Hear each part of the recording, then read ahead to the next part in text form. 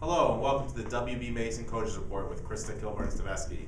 As always, we're joined by Coach Kilburn-Steveskey. Thanks for joining us, Coach. Thank you. Getting near that time of year, aren't we?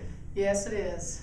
So, 1-1 week last week. Yeah. Went on the road to James Madison, dropped a contest there before coming home and beating UNC Wilmington. Let's talk about the James Madison game first.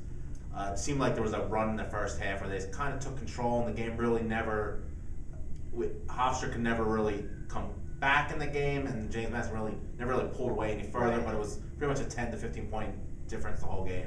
Right. You know, all these years of coaching, you have some things that are really similar in games, and and losing a little bit of our confidence. And we physically got taken care of here at home on the rebounding end and everything else. And if you looked at that game statistically, you're like, okay, ended up being somewhat balanced free throws by the end, but quite wasn't that if you were there. But the rebounding and things like that. But it's just, again, that approach, and they know it. It was a quick turnaround that we just didn't have time.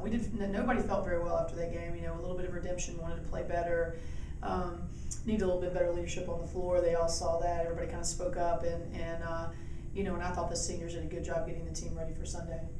Obviously, that game kind of laid the groundwork for how the conference tournament's now going to play out, as it clinched the 2 seed for James Madison. Delaware's already the 1 seed.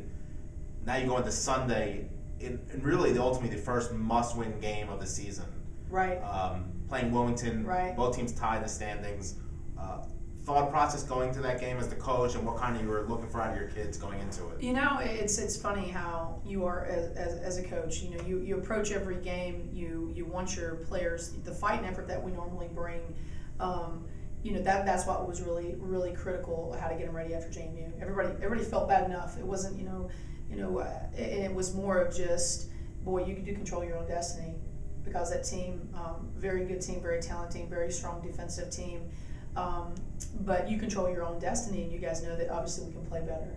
And so our focus was, where are you? Where are you still standing? What's your RPI? What have you accomplished this year? Sometimes wake up, you have your high goals. We set high goals. We know what we want to do. When you have a little bit of failure, have a little bit of things to knock you back, they needed a kind of another wake-up call again. This is where you are. You're on the verge of a 20-win season. You're on your verge of, still having major, postseason bid hopes in either area. So it was kind of refreshing for them to hear that again, and I think it helped us turn the page. And again, our seniors, did that. Leading into my next question, what makes that day even more difficult? You're in a must-win scenario, and then you have 3 of your most important players, Marie Malone, Candice Blocchio, Nicole Caperso, celebrating Senior Day. So their minds are obviously they're obviously 100% on the game, but they're also somewhere else. Right. Last time they're stepping on the court in the regular season, this and that, family, this. Yeah. How do you balance that with a senior class? Well, that's tough. And I mean, this is, I've always been telling them that, you want your players to mirror you, and we have a couple times where they fall off that. And I think they really turned around and did throughout the weekend, and to win on Sunday. They knew how I felt. We knew it was emotional for everyone.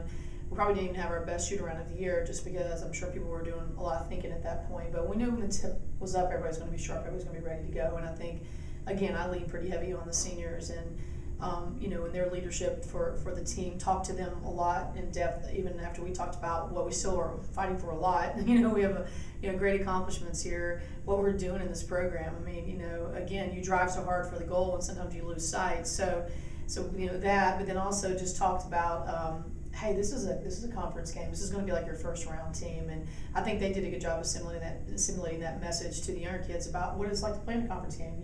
That you've been around this league here for 10 years, so how everybody steps up. So here it's going to be like a conference game. We never even played this team yet this year too. So you had a lot of different variables going into the game. So I think they had them ready mentally, and to me it was huge for how we came out, how we fight, how we show that we're not this team that people think that is forgotten. I kind of like being in this position right now, because I know how great we are, and I would be concerned playing us if I was on the other end, because we have all the tools, in the mental part of it, and the leadership, and the enforcing on the floor, and all that kind of stuff is what's got to come to play. And why not do it at the tournament?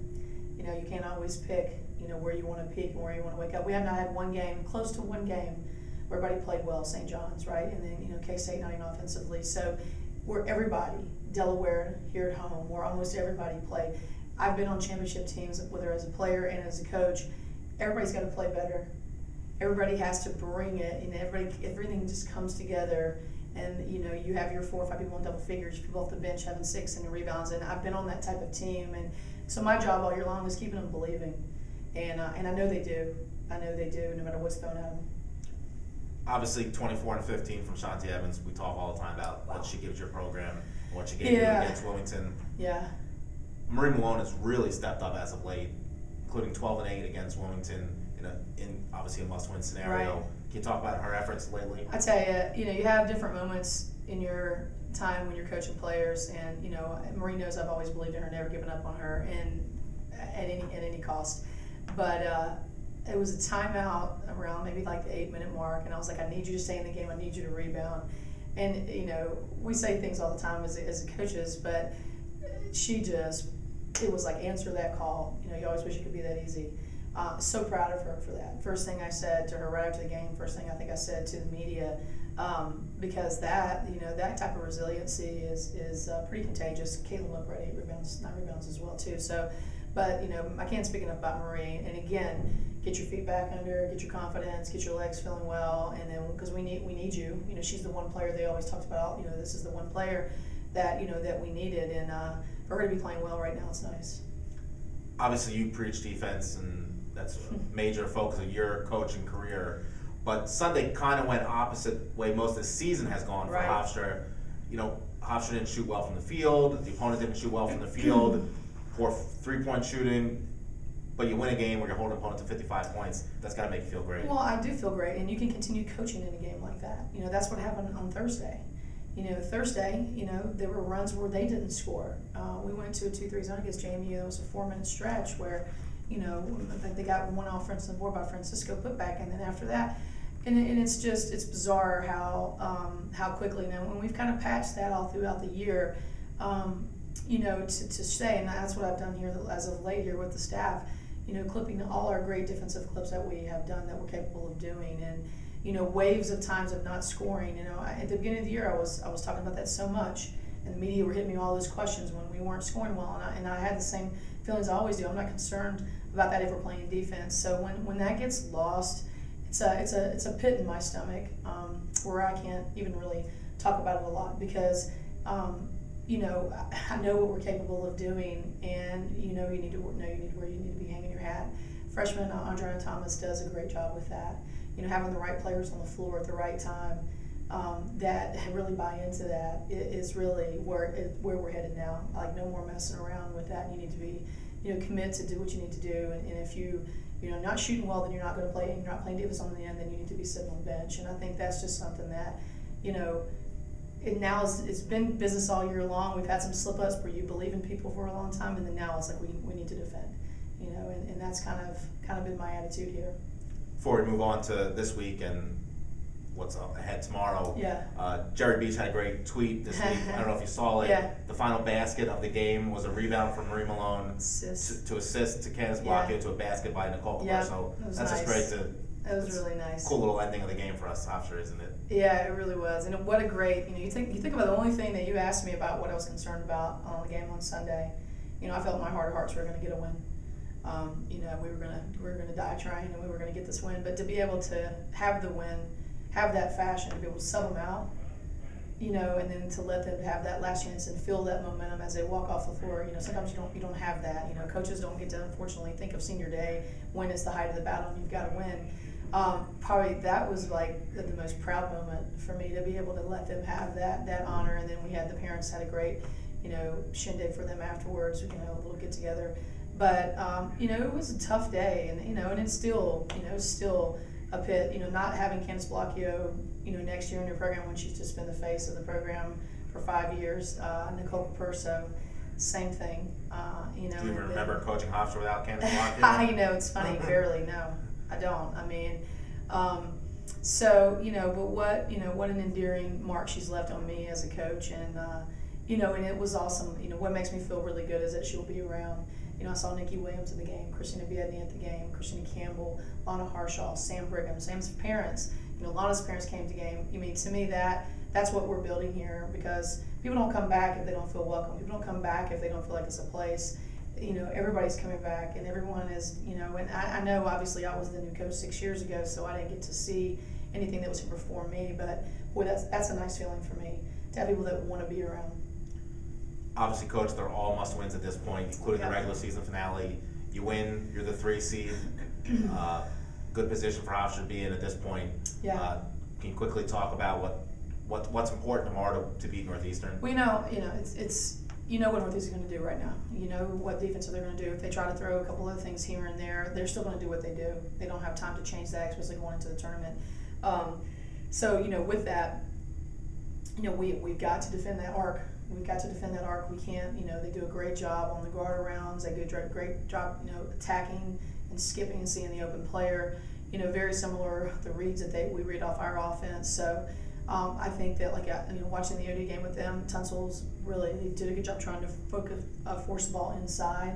So they're going to try to challenge, our inside game too, inside out, and I'm sure go right at that, at Shantae.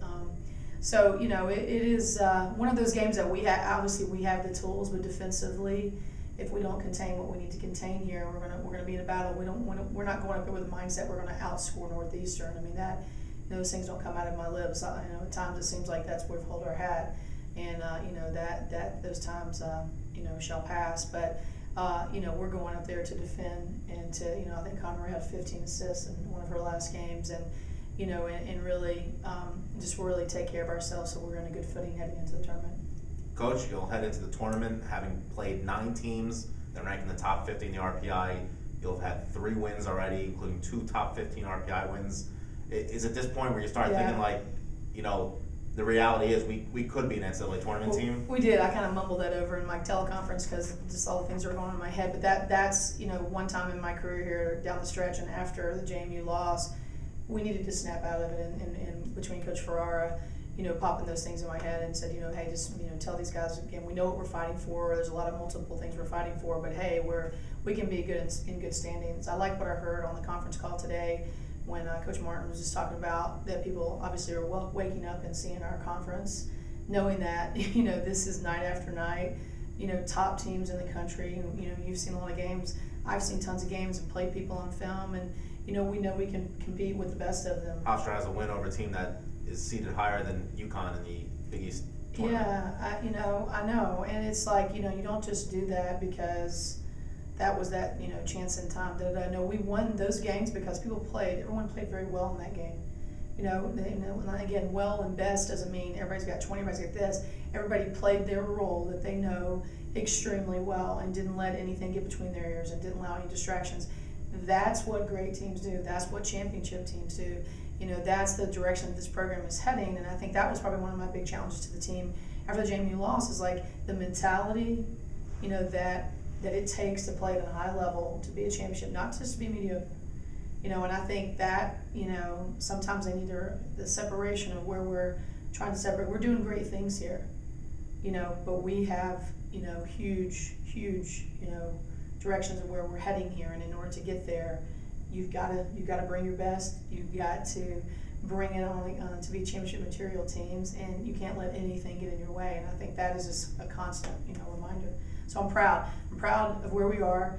The obstacles and the failures and the adversities, the things that make you persevere through this, is what makes us strong. Even though we'd love to, be sitting pretty at, undefeated and all those kind of things, but it is what it is. This is where we are, and hopefully you'll see our true character when it comes out. Thanks for joining us today, Coach. Thank you. Good luck tomorrow against Northeastern, and appreciate it as you prepare for the CA championship next week. That's right. Thank you. Thank you all for joining us today in the WB Mason Coach Report with Krista Kilburn-Steveskey here on GoHofstra.com. Along with Stephen Gorjoff.